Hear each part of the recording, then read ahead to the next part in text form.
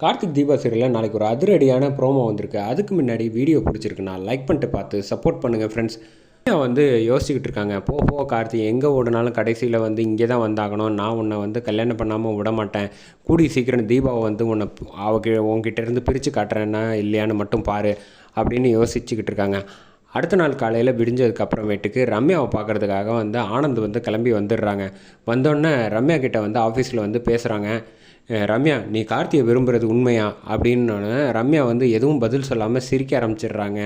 இந்த சிரிச்செல்லாம் மழுப்பாத, உனக்கு பிடிக்குமா பிடிக்காதா, நீ விரும்புறியா இல்லையா, அதை மட்டும் எனக்கு ஸ்ட்ரைட்டாக சொல்லு அப்படின்னோடனே, ஆமாம் அதில் உனக்கு என்ன பிரச்சனை அப்படின்னோடனே, கார்த்தி என்னோடய தம்பி அது தெரியுமா அப்படின்னோடனே, எனக்கு எல்லாமே தெரியும் அப்படின்னு வந்து சொல்லிடுறாங்க ரம்யா. ஏற்கனவே கல்யாணம் முதல்ல தெரியுமா அப்படின்னோடனே, எதுவாக இருந்தால் என்ன, நீ அதெல்லாம் எனக்கு தேவை கிடையாது அப்படின்னு சொல்லிடுறாங்க.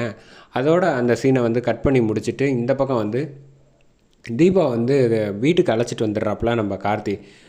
ஏங்க உங்ககிட்ட ஒரு முக்கியமான விஷயம், நீங்கள் முதல்ல எதுவும் பேசாதீங்க, கையில் தான் அடிபட்டுருக்குல்ல, கட்டு வேற போட்டிருக்கு, அதனால் கொஞ்சம் நேரம் வந்து ரெஸ்ட் எடுங்க அப்படின்னு சொல்லிட்டு நான் வந்து ஆஃபீஸ் போயிட்டு வரேன் அப்படின்னோடனே, ஒரு நிமிஷம் நில்லுங்க, உங்ககிட்ட ஒரு முக்கியமான ஒரு விஷயம் பேசணும் அப்படின்னோடனே, சொல்லுங்கள் அப்படின்னு சொல்லிட்டு தீபா வந்து பேச ஆரம்பிக்கிறாங்க.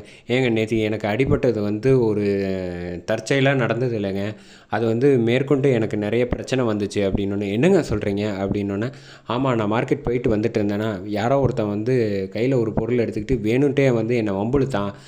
மேலே இடித்ததுக்கப்புறம் நான் வந்து கோவத்தில் வந்து அவனை அடிச்சிட்டேன். அவன் அடித்ததோட அடுத்தது வந்து கையில் காய்கறி வெட்டுற பொருளை எடுத்துக்கிட்டு என்னை வந்து துரத்த ஆரம்பிச்சிட்டான்.